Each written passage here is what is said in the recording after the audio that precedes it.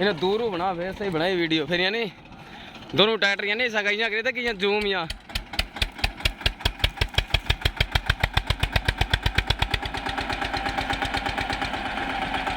कोई किसी बनाई क्यों तोड़े ट्रैक्टर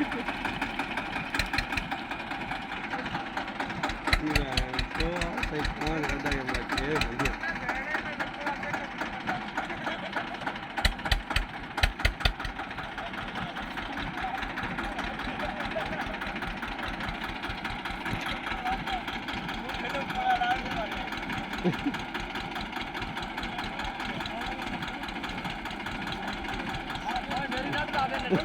किया कौन ने किया